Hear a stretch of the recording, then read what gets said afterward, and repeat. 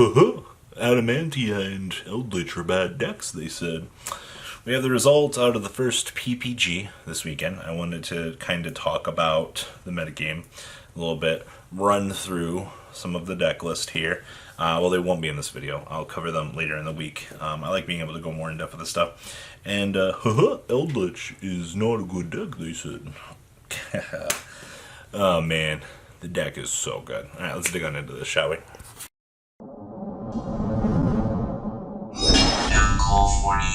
Alright, metagame review. What's going on here? What are our best decks? So I'm not going to put pictures on this because my thoughts are going to be all over the place for this. So Koty Angeloff takes the first major event here with Adamatia. Now, a lot of you might be like, oh, Adamatia. Oh, okay. Well, right now we're playing the Go image, or Go a lot with Adamatia pickups and the drop search with the gloves. All right, gloves is pretty good with this deck. So basically, guys, let's be honest here.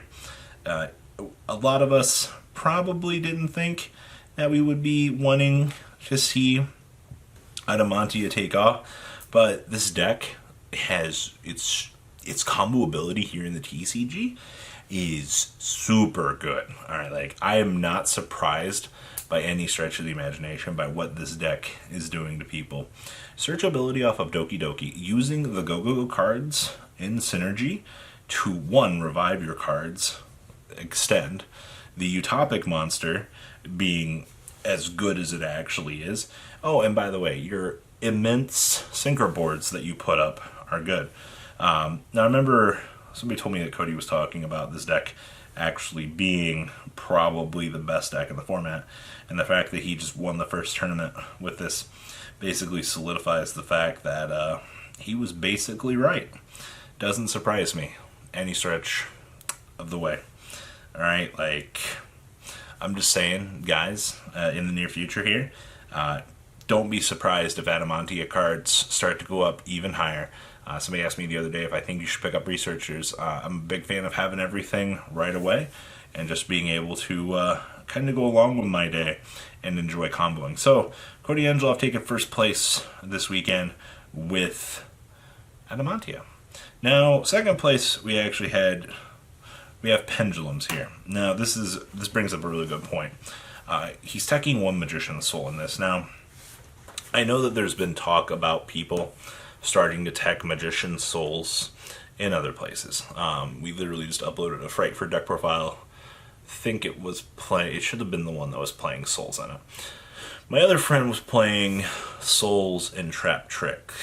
It was an idea from our young Trap Tricks residential excerpt on the deck. But when I look at Magician's Souls, one, it's draw power, but in decks that aren't literally Pendulum Magicians, the card doesn't serve much of a purpose. Yeah, you can eat off your scales and draw cards, but how consistently good is that going to end up being in the long run? I like the idea. I think it's cute, but for the most part, I don't know. But players are finding new ways. There's like a sub-note here. Players are finding new ways to exploit Magician's Souls. Just because the card died in Spirals, it doesn't mean that the whole community has given up on it. The card still literally lets you trade in cards to get new resources. Alright, like, there's definitely some merit to that. So, Pendulums still sitting at the dinner table as a viable deck for this point in time. So that's good news for the competitive player base. Alright, players are always constantly asking, hey Triff, hey Triff, hey Triff, you got any deck list for me today? And we've reached the point now that Magicians and the Pendulum cards all work. I mean, I attack one Magician's Soul. It seems good enough to me. Now, we've pretty much known about this. We've talked about Dragon Link consistently in the past here. The validity of this deck. The fact that Dragon Link still continues to sit here at the dinner table because the deck can combo off. Also, this one, interesting tech choice straight off the bat here, the Koty Angeloff Draco. Now, we've seen Draco come and go from previous formats. The card being a fantastic floodgate jamming monster to stop your opponent from extending. And Lane Dark monsters are still in today's metagame. They still continuously exist. And getting a monster that you can literally just punish your opponent off of your sphere? Hello? Like, floodgate jamming monsters are very good. Alright, so definitely, I think we're going to start to see more play on things like this. This deck is definitely one of the best decks in today's format. Like, you should not be discounting Rocket Link. Now, we get down to Eldritch here. Eldritch had 3 representations within top cut for this deck, or for this event. Now, I do want to say here that, yes, Eldritch is a very good deck. Right now on DB rated, some of the highest cards seeing play right now, Prohibition, calling the Golden Lord. Oh, yeah. That's not a shocker. I'll go more in depth with this right now. And Cosmic Cyclone making a glorious return back to the competitive metagame right now, because basically resolving Cosmic on your opponent's big trap cards, forcing them to be removed from play for them not to resolve yet again, extremely good value. Now, also the fact that Conquistador has the full ability to interrupt your opponent's cards, the ability to resolve the Golden Land forever for negations, Solemn Judgments backing up your standard board already, and Call by the Graves, amongst other things. Now, there's been a big debate with this whole deck right now, if we go for Gamma or if we play Nibiru.